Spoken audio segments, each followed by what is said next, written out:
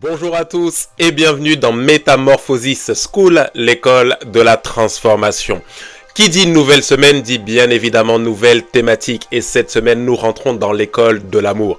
Waouh, je ne vais même pas m'avancer sur le sujet. Je sais que vous êtes déjà passionnés, je suis convaincu que le Saint-Esprit nous parlera durant toute cette semaine. Simplement prêtez l'oreille à ce que le Saint-Esprit veut dire à l'Église. Bien évidemment, avant de commencer, nous allons incliner la tête et rendre grâce à Dieu pour cette nouvelle semaine. Excellent Père de grâce, nous te disons merci. Merci pour cette nouvelle semaine placée sous le signe de l'amour. Nous sommes convaincus que tu nous conduiras comme jamais auparavant. Nous sommes convaincus que nous recevrons comme jamais auparavant parce que lorsque nous parlons d'amour, c'est de toi que nous parlons. Voilà pourquoi nous te demandons, Saint-Esprit de Dieu, que cet amour qui a été répandu dans nos cœurs à travers l'écoute de cet enseignement se manifeste dans tous les domaines de nos vies pour ta seule et unique gloire. Donne-nous de ne pas juste entendre, mais de véritablement traduire en action tout ce que nous avons entendu. Tu as dit dans ta parole, vous êtes heureux si vous connaissez ces choses à condition que vous les pratiquiez. Seigneur, nous voulons mettre en pratique ta parole. Donne-nous de mettre en pratique tout ce qui sera enseigné cette semaine dans le seul but que dans nos vies, la gloire du Père soit révélée et manifestée pour notre salut et pour le salut du plus grand nombre. Encore une fois, nous te disons merci et nous te rendons toute la gloire. Dans le nom précieux de Jésus-Christ, Père, nous t'avons prié. Que quelqu'un dise Amen, Amen, Amen.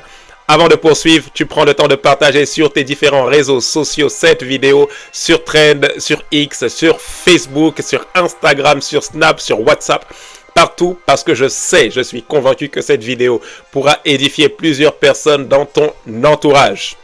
Deux références bibliques pour notre enseignement de ce soir.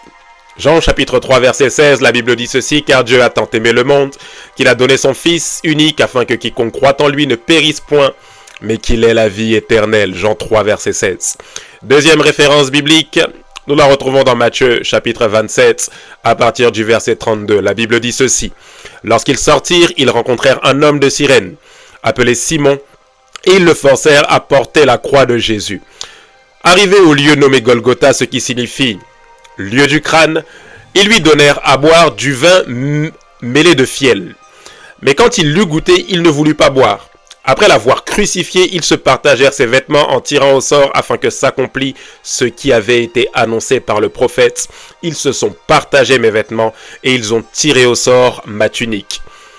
Pour indiquer le sujet de sa condamnation, on écrivit au-dessus de sa tête, « Celui-ci est Jésus, le roi des Juifs. » Avec lui furent crucifiés deux brigands, l'un à sa droite et l'autre à sa gauche. Les passants l'injuriaient et secouaient la tête en disant « Toi qui détruis le temple et qui le rebâtis en 3 jours, sauve-toi toi-même. Si tu es le Fils de Dieu, descends de la croix. » Les principaux sacrificateurs avec les scribes et les anciens se moquaient aussi de lui et disaient « Il a sauvé les autres et il ne peut pas se sauver lui-même. S'il est le roi d'Israël, qu'il descende de la croix et nous croirons en lui. Il s'est confié en Dieu, que Dieu le délivre maintenant, s'il l'aime. Car il a dit « Je suis Fils de Dieu. » Les brigands crucifiés avec lui l'insultaient de la même manière. Depuis la 6e heure jusqu'à la 9e heure, il y eut des ténèbres sur toute la terre, et vers la 9e heure, Jésus s'écria d'une voix forte, « Élie, Élie, lama sabachthani », c'est-à-dire « Mon Dieu, pourquoi m'as-tu abandonné ?»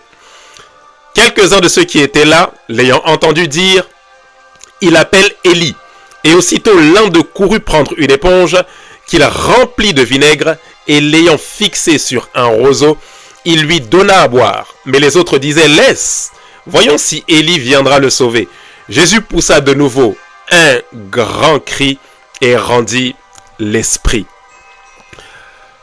En guise d'introduction, pour notre enseignement de ce soir, j'aimerais aborder avec vous cette thématique, la définition de l'amour. De prime abord, j'aimerais vous dire une chose. Il est vrai que lorsque nous entendons parler d'amour, nous pensons que l'amour est un sujet basique, réservé aux premiers chrétiens, aux personnes qui viennent de se convertir. Lorsque nous parlons d'amour, nous pensons que ça fait partie des fondements de la foi. L'amour est comme le lait spirituel que nous donnons en nouveau-né. Nous devons nous aimer les uns les autres, nous devons aimer comme Christ nous a aimés. Très souvent, l'amour paraît comme être simplement un sujet basique. Ici, j'aimerais commencer en étant très radical avec vous, et en vous disant que l'amour est le plus haut niveau de maturité spirituelle. L'amour est le niveau de spiritualité le plus élevé dans la vie d'un homme. Parce qu'il faut beaucoup plus d'amour. Beaucoup plus d'amour. Ou allez, je reformule, beaucoup plus de surnaturel. Beaucoup plus de spiritualité pour aimer une personne qui vous a trahi. Pour aimer une personne qui vous hait que pour faire un miracle, ouvrir les yeux d'un aveugle. Il vous faut beaucoup plus de spiritualité pour pardonner à une personne en qui vous aviez placé toute votre confiance que pour multiplier les pains ou faire marcher un paralytique. Il vous faut beaucoup plus de spiritualité pour ne plus ressentir de l'amertume vis-à-vis d'une personne dont vous savez qu'elle dit des choses sur vous. Mais malgré tout, l'amour de Dieu qui est en vous vous pousse à ne pas détester mais à aimer cette personne que pour multiplier je ne sais quoi. Il faut beaucoup plus de spiritualité pour aimer que pour manifester des miracles. Il faut beaucoup plus de spiritualité pour manifester de l'amour envers des personnes qui sont littéralement indifférentes envers vous, envers des personnes qui vous rejettent, envers des personnes qui vous injurient, et vous savez que ces personnes vous injurient. Il faut beaucoup plus de spiritualité pour leur manifester de l'amour que pour guérir une personne ou opérer une délivrance. L'amour est sans doute le niveau de spiritualité le plus élevé dans la vie d'un enfant de Dieu. Lorsque vous arrivez au niveau où vous aimez comme Jésus vous a aimé, alors vous êtes la plus spirituelle des personnes. Oh, la spiritualité n'est pas une question de donner des prophéties. La spiritualité n'est pas une question de donner des paroles de connaissance, quand bien même ces choses sont très spirituelles et ces choses sont très bonnes. Mais la raison pour laquelle nous devons faire ces choses, ou nous sommes censés faire ces choses, bien évidemment, c'est l'amour. On va le voir tout au long de cette semaine. Lorsque l'apôtre Paul nous donne cet hymne à l'amour que nous retrouvons dans 1 Corinthiens, chapitre 13, il la donne dans le cadre de la manifestation des dons spirituels. Pour nous faire comprendre que la motivation, la source avec laquelle nous devons manifester les dons, bien évidemment, c'est l'amour de Dieu. L'amour couvre toute la vie chrétienne. Lorsque vous avez atteint le niveau d'amour de Christ, vous êtes la personne la plus spirituelle qui puisse exister sur la terre. Lorsque vous aimez comme Christ a aimé, lorsque vous aimez comme Dieu aime, alors vous êtes un spirituel sans précédent. Parce que celui qui aime comme Jésus est une personne qui ne considère plus ce qu'elle ressent dans sa chair ou dans ses émotions pour se comporter ou pour adopter une attitude vis-à-vis des situations qui sont en face d'elle. Lorsque vous aimez comme Jésus, vous ne vivez plus en fonction du mal qu'on vous a fait. Lorsque vous aimez comme Jésus, vous ne réagissez plus en fonction du comportement des hommes. Lorsque vous aimez comme Jésus, vous ne réagissez plus en fonction des circonstances de la vie. Lorsque vous aimez comme Jésus, vous ne considérez plus les choses éphémères par lesquelles vous pouvez passer pour savoir de quelle manière est-ce que vous devez agir ou réagir. L'amour démontre votre niveau de maturité spirituelle. Parce que lorsqu'on est mature spirituellement, la seule et unique personne qui nous guide, quels que soient les temps, quelles que soient les circonstances, ce n'est pas le mal que les hommes m'ont fait, ce ne sont pas les insultes, ce ne sont pas les injures, ce ne sont pas les moqueries, ce ne sont pas les coups bas. Mais la seule et unique chose qui me conduit, c'est l'amour qui a été répandu dans mon cœur par la personne du Saint-Esprit. Lorsque je suis spirituellement mature, la seule et unique chose qui me conduit, c'est l'amour de Dieu qui a été répandu dans mon cœur par la personne du Saint-Esprit. L'amour n'est pas un sujet secondaire, c'est le sujet principal, c'est le sujet qui englobe tout. Vous ne pouvez pas parler de délivrance sans parler d'amour. Vous ne pouvez pas parler d'onction sans parler d'amour. Vous ne pouvez pas parler de dons spirituels sans parler d'amour. Vous ne pouvez pas parler de gagner des âmes sans parler d'amour. Vous ne pouvez pas parler d'évangélisation sans parler d'amour. L'amour couvre tout. L'amour est la raison pour laquelle Christ est descendu. La question qu'on peut se poser pour ce soir, bien évidemment, c'est quelle définition est-ce que nous pouvons donner? Quelle définition est-ce que nous pouvons donner à l'amour? D'un point de vue séculier, l'amour est défini comme un fort sentiment d'affection et d'attachement envers un être vivant ou envers quelque chose. Dans le monde séculier, on rattache l'amour à un fort sentiment d'attachement. C'est la raison pour laquelle la plupart des êtres humains, lorsqu'ils ne ressentent plus de sentiments positifs, on le verra en détail demain avec les différents niveaux d'amour, lorsqu'ils ne ressentent plus de sentiments positifs vis-à-vis d'une personne, pensent qu'il n'y a plus d'amour pour cette personne. Parce que l'être humain attache la notion d'amour à la notion de sentiment. Pour un être humain, aimer signifie ressentir des sentiments positifs à l'égard d'une personne, des forts sentiments d'attachement, un fort attrait à l'égard d'une personne, à l'égard d'un tierce. Alors lorsque on parle d'amour d'un point de vue contemporain dans le monde dans lequel nous vivons, nous n'excluons pas les sentiments de l'amour.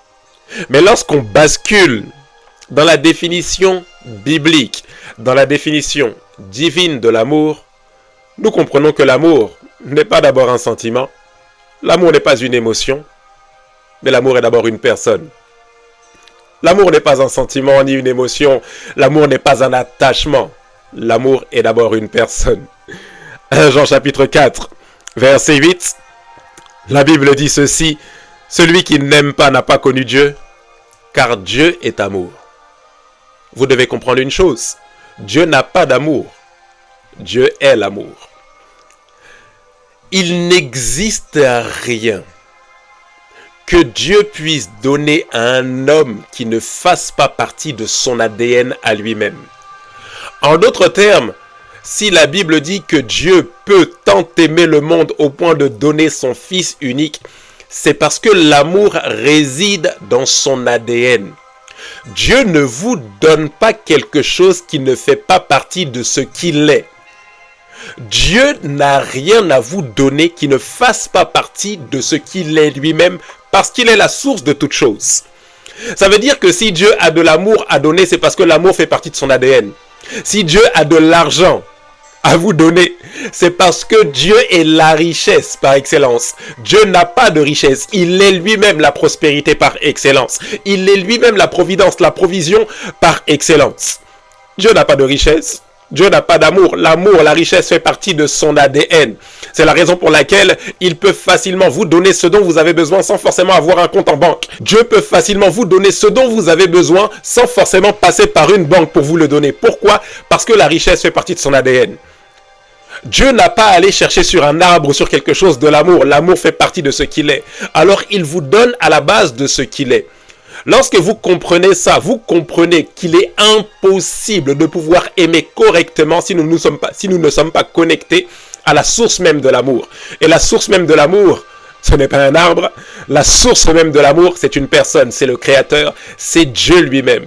Dieu n'a pas d'amour. Dieu lui-même est amour. L'amour réside dans la personne de Dieu. L'amour réside dans la manière avec laquelle Dieu lui-même est constitué. Dieu est fait de telle sorte à ce que dans sa nature, dans son essence divine, il y a cette notion d'amour. C'est la raison pour laquelle Dieu ne fait rien sans que cette chose-là ait pour base l'amour.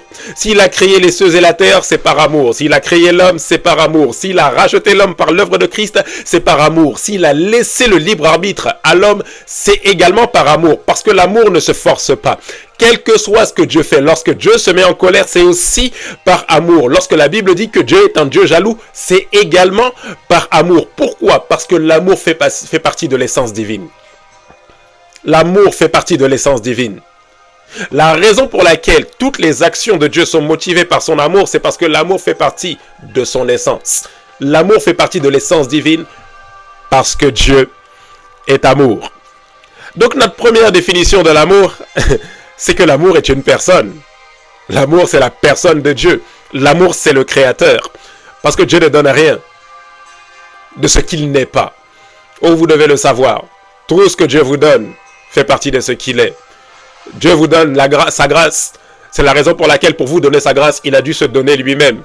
Dieu ne pouvait pas vous donner un autre cadeau que sa propre personne. Voilà pourquoi il est passé par la personne de Christ pour vous donner le salut. Parce qu'il fallait, en parlant de grâce, en parlant de cadeau, le plus beau cadeau que Dieu puisse offrir à l'humanité, C'est sa personne, raison pour laquelle il a fallu que lui-même il descende jusqu'aux hommes. Il a fallu que lui-même il descende pour payer le prix, pour pouvoir donner, offrir cette grâce-là. La grâce, ce cadeau, ce mystère caché n'est rien d'autre que Dieu qui se donne lui-même aux hommes. Car Dieu a tant aimé le monde qu'il a donné.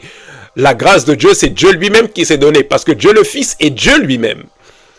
Lorsque vous comprenez ça, vous comprenez en réalité que la définition de l'amour se résume d'abord en une seule chose, la personne de Dieu. Dans le monde spirituel, ou même dans le monde naturel, si vous devez chercher l'amour, vous devez chercher Dieu. Si vous devez chercher l'amour, vous devez chercher une personne. Si vous devez chercher l'amour, vous ne devez pas chercher un sentiment fort. Mais si vous devez chercher l'amour, vous devez chercher une personne. Et cette personne, c'est le Créateur. Notre deuxième et dernière vérité pour ce soir, c'est que l'amour, après être une personne, l'amour est une œuvre.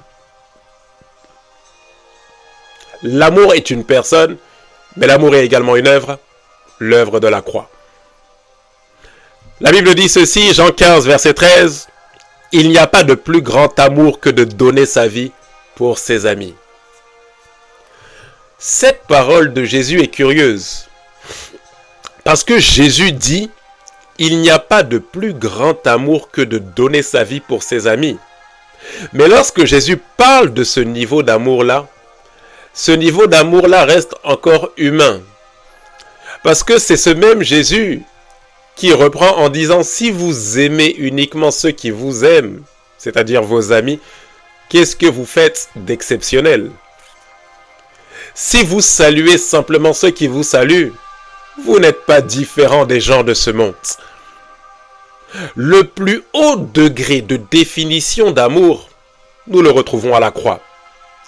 Parce que à la croix, Jésus lui-même transcende cette notion de l'amour vis-à-vis de ses amis. Jésus-Christ n'a pas donné sa vie pour ses amis. Jésus-Christ n'a pas donné sa vie pour des personnes qui l'aiment. Jésus-Christ a donné sa vie pour des personnes qui sont ennemies de Dieu. Jésus-Christ a donné sa vie en rançon et mort à la croix pour des personnes qui ne l'aimaient pas. La Bible dit que les contemporains de Jésus, les pharisiens qui excitaient la foule, demandaient la crucifixion. Mais c'est justement pour ces personnes-là que Jésus-Christ est mort à la croix.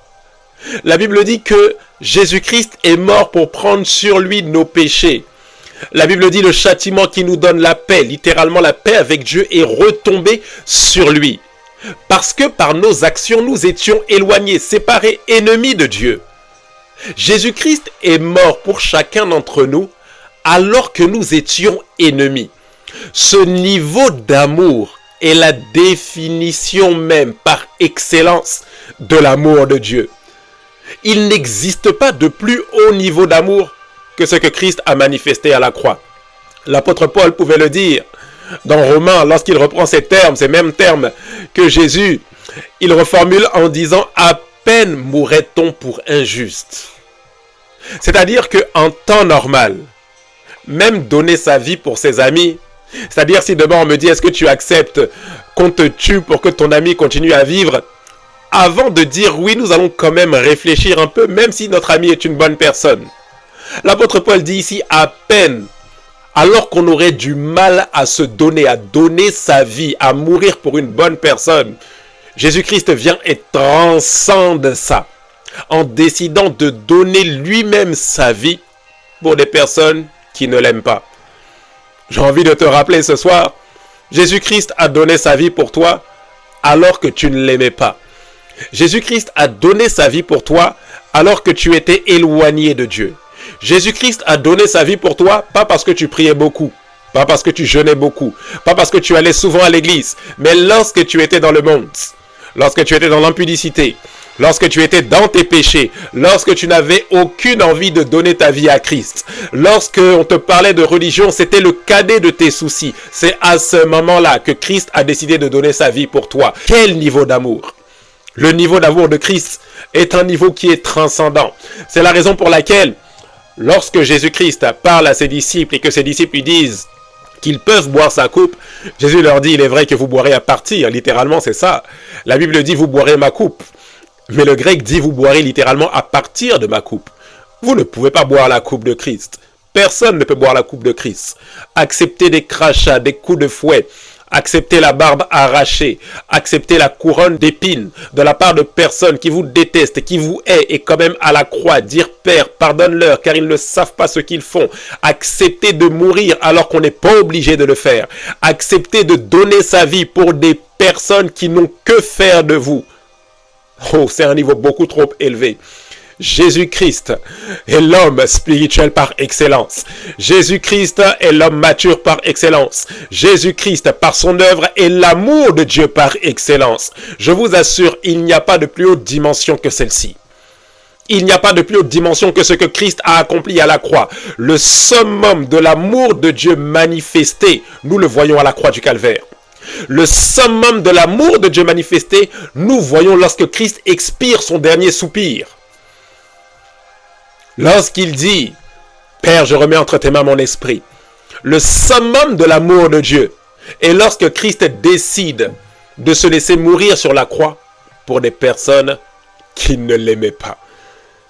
Vous devez comprendre une chose, l'œuvre de Christ est à la fois puissante dans le sens où Christ meurt pour des personnes qui ne l'aiment pas, mais l'œuvre de Christ est d'autant plus puissante parce que la douleur que Christ ressentait à la croix n'était pas uniquement liée au clou qu'on plantait dans sa chair. Mais la douleur que Christ ressentait à la croix était liée au poids du péché qui reposait sur lui, qui l'a poussé à un moment donné à s'écrier « Mon Dieu, pourquoi m'as-tu abandonné ?» À ce moment où Christ dit « Mon Dieu, pourquoi m'as-tu abandonné ?» c'est plus le Fils de Dieu qui parle, mais c'est toute l'humanité qui est en train de crier. À cet instant précis, Jésus-Christ prend sur lui tous les péchés de ses contemporains, tous les péchés des personnes qui vont venir après lui plus de 2000 ans plus tard. À l'instant où Jésus crie « Mon Dieu, pourquoi m'as-tu abandonné ?» En réalité, c'est votre cri qu'il est en train de pousser. Parce que, imaginez-vous, toute la douleur, toute la saleté, la souillure que nous pouvons ressentir au-dedans de nous après avoir commis un péché, quel que soit le péché. Oh, je vous assure, qu'on soit chrétien ou qu'on ne le soit pas. L'apôtre Paul déclare que lorsque les païens n'ont pas de loi, ils sont une loi pour eux-mêmes, à preuve le témoignage de leur conscience. En réalité, lorsque votre conscience vous accuse, c'est la preuve que vous êtes créé à l'image de Dieu. Parce que Dieu n'a pas créé l'être humain pour qu'il fasse le mal. En réalité, cette conscience morale est comme une boussole pour vous, qui vous rappelle que l'état de souillure dans lequel vous êtes, vous n'êtes pas censé être dans cet état-là. Imaginez-vous maintenant qu'un être humain, Jésus-Christ, en l'espace d'un instant, subit cette accusation de conscience. Pas d'une seule personne, mais plus de 7 milliards, plus de 10 milliards, plus de 20 milliards d'êtres humains.